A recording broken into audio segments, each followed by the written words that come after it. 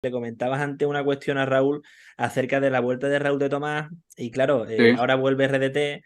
¿Y qué va a pasar con Sergio Camello? Es inevitable el hecho de que ahora tenga sí o sí menos minutos el joven delantero, que apueste por un 4-4-2 en el Rayo, que yo creo que eso tampoco funciona mucho, ponerlo en la media Mm. punta a Camello y ver cómo funciona en ese 4-4-1-1 que juega el Rayo. Yo no sé qué va a pasar con Camello en ese sentido. Bueno, yo creo, el otro día lo comentábamos, creo que Sergio ha crecido a lo largo de la temporada. Creo Sí. que empezó quizá con algo más de dudas de cara a puerta.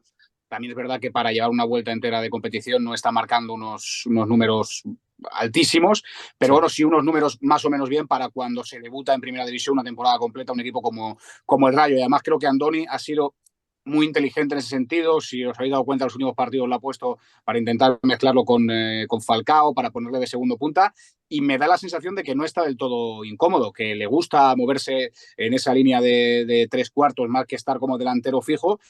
Lo que pasa es que no sé si se van a combinar igual de bien con Falcao. Falcao me parece más un delantero posicional y Sergio haciendo esa labor de segundo punta. El caso de RDT creo que a lo mejor se podría molestar y quitarse alguno de los huecos. Sea como fuere, no veo salir a Trejo de ese esquema para que entre de media punta, y además creo que tampoco le haría un favor a Sergio, porque creo que Sergio de segunda punta bien, de enganche no tanto, quizá le falta esa finura, ¿no? En ese talento en el último pase, pero oye, RDT nivel top, pero tiene que ganarse el hueco, nadie se lo va a regalar simplemente por llamarse Raúl de Tomás, está claro. Lo comentaba en una pieza Unión Rayo, Raúl. Claro, al Rayo cuando se le ha puesto algunos partidos cuesta arriba, por así decirlo, ha probado el 4-4-2, no le ha surtido mucho efecto. Claro, ¿por qué crees tú personalmente que al Rayo no le funciona mucho ese 4-4-2? ¿Por el hecho fundamentalmente de que perder a Trejo o a Unai López en la media punta los deja muy huérfanos, les quita mucho al equipo o no sé qué puede pasar ahí? A ver, evidentemente perder a Trejo significa perder muchísimo fútbol en esa zona de creación del campo y eso sí que te genera un hándicap importante, pero luego hay otra cosa que para mí es más clave todavía, que son los dos extremos, tanto Isi como Álvaro García, ¿no? Que prácticamente son delanteros, pero que ocupan mucho carril. El Rayo cuando juegan ellos juega muy abierto, tiene constantemente apariciones por las dos bandas, tiene ya sea yéndose por dentro o yéndose hacia afuera, pero están generando muchísimo peligro en todo momento, tanto por la izquierda como por la derecha. Y evidentemente, si juegas con dos delanteros, no puedes mantener ese esquema, tienes que quitar a alguien de las bandas.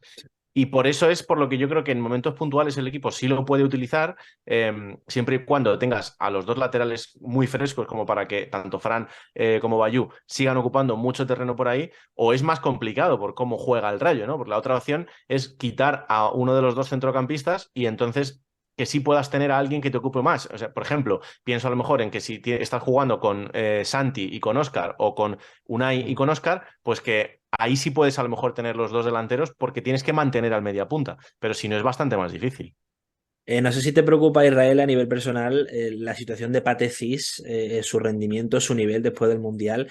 ¿Qué le dirías a los Mm. aficionados del Rayo preocupados por ese bajón que ha pegado el jugador y que yo no sé si se achaca fundamentalmente solo a la carga de trabajo que ha tenido, este tiempo, a lo físico?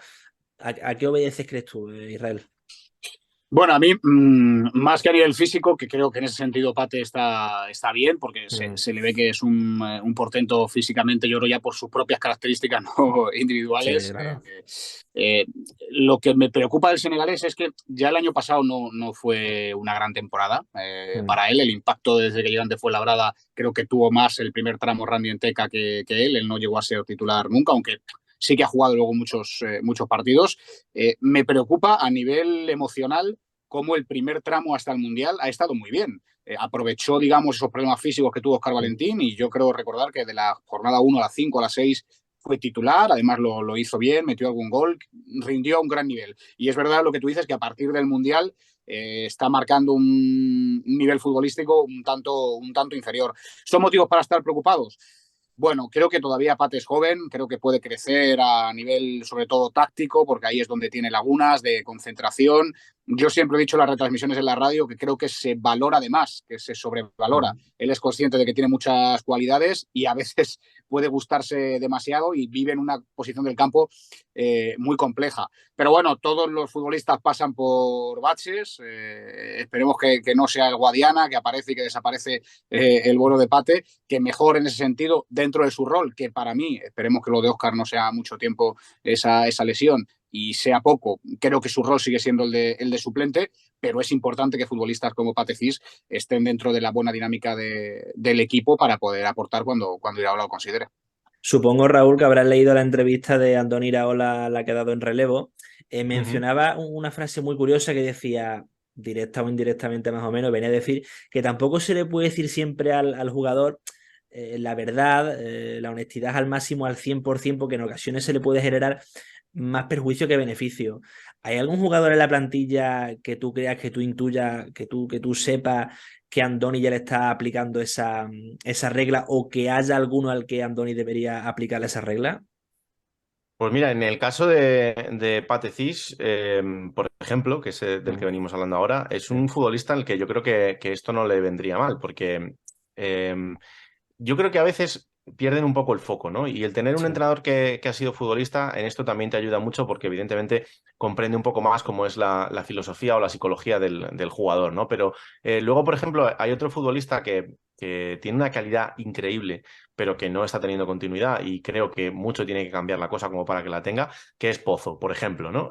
Pozo es un futbolista en el que yo creo que es el típico jugador que o las cosas le van de cara y le salen bien, o a partir de ahí empieza a diluirse y se acabó la calidad que tiene y se acabó el poder tener minutos, ¿no? Y va entrando en un bucle que al final no le permite tener la continuidad que probablemente tendría que tener en cualquier equipo si las cosas le fuesen bien de cara, ¿no? Y creo que es uno de esos ejemplos de futbolista. Por lo demás, es verdad que esta plantilla es que es muy característica porque son gente que desde muy pronto han entendido su rol, han entendido lo que saben y lo que no saben hacer y no se extralimitan muchas veces. Entonces, es complicado encontrar un jugador que digas, pues yo creo que a este habría que zarandearle un poco para que... Sí.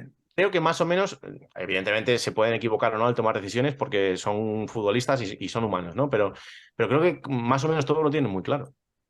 Y quiero también cerrar con otra frase que ha dicho también el bueno de Andoni en esa entrevista en Relevo Israel, porque llama también mucho la atención que decía, yo tuve un entrenador que mandaba a dormir juntos en el hotel al jugador de banda y al lateral para que hicieran buenas migas y se entendieran mejor en el campo.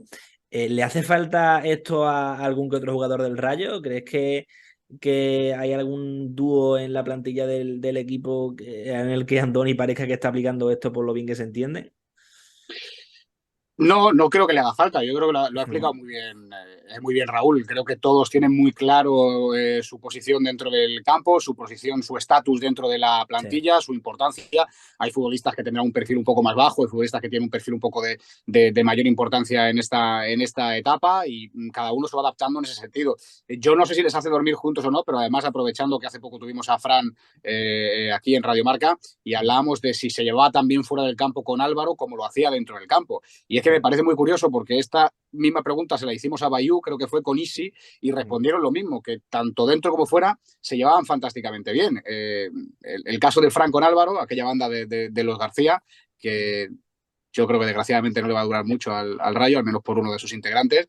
Decía Fran, la primera vez que jugamos, alguien nos dijo, pero seguro que no habéis jugado nunca juntos, pero si os entendéis a la misma vez, dice, no, pues es la primera vez que jugamos. Se complementan también, eso es un acierto de la dirección deportiva y es un acierto también del entrenador de ponerles porque sabe que van a combinar bien. Al final luego también esto puede ir por el lado de la suerte, quiero decir, a lo mejor Fran es un magnífico futbolista, Álvaro lo puede ser y luego los pone juntos y no combinan, pero en este caso sí ha sido así y esa buena sintonía, esa buena ecuación entre los futbolistas que combinan mal, los futbolistas de banda, los futbolistas que juegan por dentro. Sé que la relación, por ejemplo, entre Óscar Valentín y Santi Comesaña es también fantástica, tanto dentro como fuera del terreno de juego. Luego se ve reflejado en los resultados deportivos y se ve reflejado en que yo no creo que haya ninguna fisura en ese bloque. Lo que decía Raúl, todos saben muy bien su posición y creo que no hay ninguna mala cara ni nadie que se sienta desprestigiado, ¿no? O sea, no sé exactamente por quién lo diría Andoni,